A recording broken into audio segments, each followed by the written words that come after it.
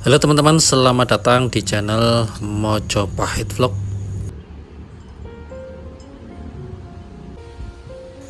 Sekarang kita berada di daerah Bakalan, Kecamatan Gondang, Kabupaten Mojokerto.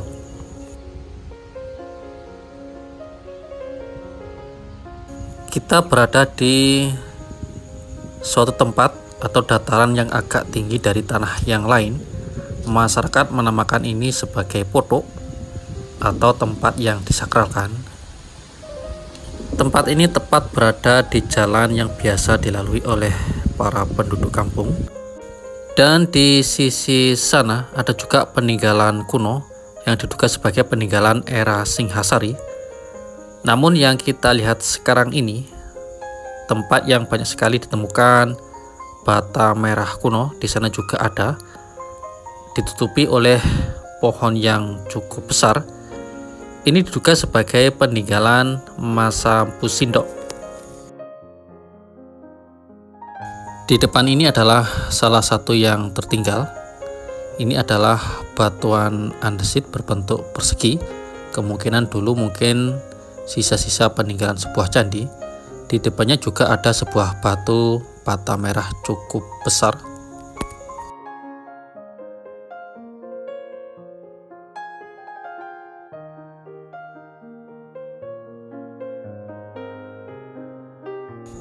Ini di dalam akar pohon yang besar juga kita lihat struktur-struktur bata merah kuno cukup tebal, 8-10 cm. Di sisi ini juga cukup banyak sekali, namun kondisinya memang tercengkram oleh akar pohon ibrik kelihatannya, atau salah satu jenis pohon beringin.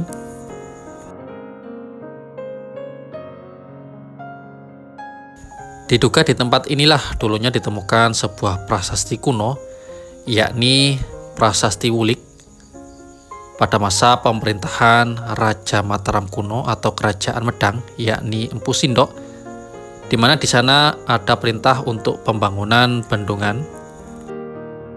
Disebutkan dalam prasasti tersebut bahwasanya perintah Raklian Bini Haji Raklian Mangibil, yakni seorang permasuri atau salah seorang selir dari Empu Sindok, kepada Samgat Susuhan agar memerintahkan penduduk desa Wulik, Pangiketan, Padi-Padi, Pikatan, Panghawaran, dan Busuran untuk bisa membuat bendungan.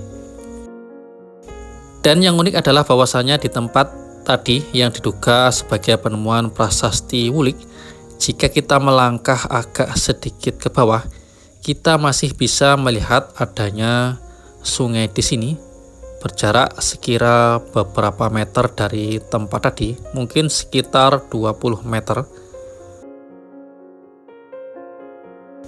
Mungkinkah sungai ini dahulunya merupakan sisa-sisa bangunan bendungan kuno yang diperintahkan dalam prasasti tersebut?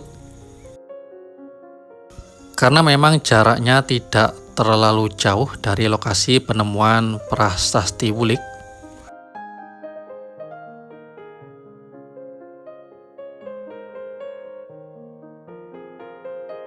Namun untuk sekarang, letak atau posisi prasasti Wulik tidak lagi berada di tempat ini, tetapi sudah diamankan di Pusat Informasi Majapahit atau Museum Majapahit Trowulan. Jadi teman-teman, kalau ingin melihat bentuk dari prasasti Wulik, silahkan untuk datang langsung ke tempat Museum Majapahit Trowulan.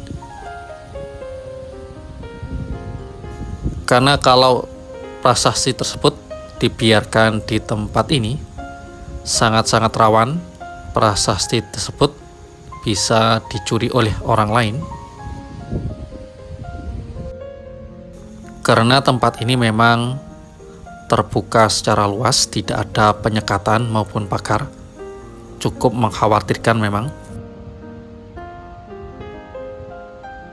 Apalagi memang belakangan tahun-tahun terakhir banyak juga berita-berita tentang pencurian benda atau objek yang diduga sebagai cagar budaya, sehingga penempatan prasasti yang sangat berharga ditempatkan di Museum Majapahit Roland memang suatu pilihan yang cukup bijaksana.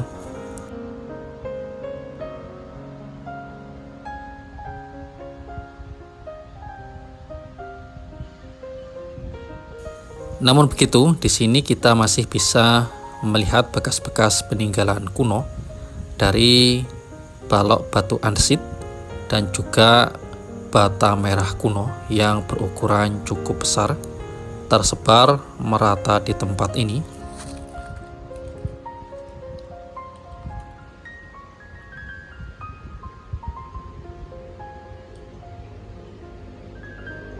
Memang peninggalan prasasti pada masa Rakai Pusindo cukup banyak di daerah Mojokerto atau tanah Majapahit, yakni ada di Prasasti Alasantan dekat dengan Candi Brahu, kemudian ada juga Prasasti Masahar di situs Singgemaan, dan salah satunya adalah di tempat ini, yakni Prasasti Wulik. Pusindo sendiri hidup pada abad ke-10 Masehi, kira-kira beberapa ratus tahun lebih jaraknya dari masa Majapahit, dan kalau dihitung dengan masa sekarang ini sudah berumur ribuan tahun, suatu umur yang cukup panjang.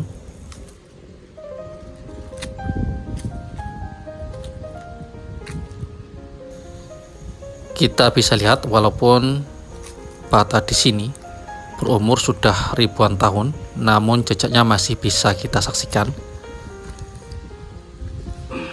Bata merah yang berukuran cukup besar bertahan dari lilitan akar pohon yang lumayan besar juga.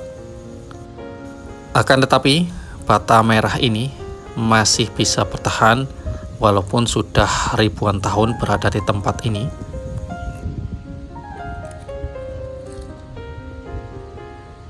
Demikianlah teman-teman liputan kami tentang adanya struktur bata kuno. Diduga di sini dahulu merupakan tempat penemuan prasasti Wulik, yakni prasasti pada masa Pusindo. Semoga saja liputan ini bisa berguna untuk kita semua dalam upaya untuk terus melestarikan peninggalan-peninggalan di Nusantara ini. Rahayu.